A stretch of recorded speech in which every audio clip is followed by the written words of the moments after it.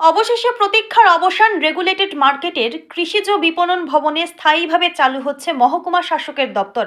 আগামী সোমবার থেকে স্থায়ীভাবে মহকুমা প্রশাসনের কার্যালয় চালু হচ্ছে।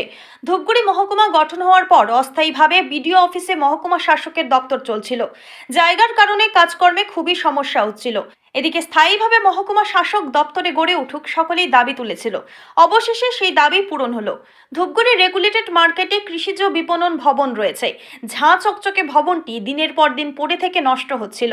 মহকুমা শাসক শ্রদ্ধা সুব্বা দায়িত্ব গ্রহণ করার পর ভবনটি পরিদর্শন করেন। পরবর্তীতে সেই ভবনেই মহকুমা শাসকের দপ্তর চালু হচ্ছে।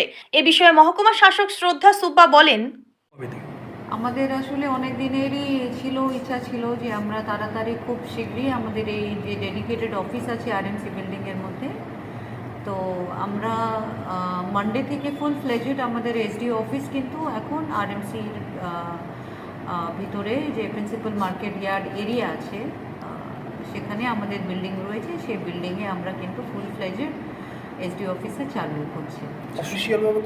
অফিসিয়ালি বাই মানডে থেকে আমরা, কেন কি আজ আর কাল আমরা একটু শিফটিং করাচ্ছি, জিনিসপত্র গোছানো শুরু হয়েছে, তো বাই মানডে অফিসিয়ালি সবাই স্টাফ এবং ফুল স্ট্রেংথে আপনি এসডিও অফিস এখানেই পাবেন।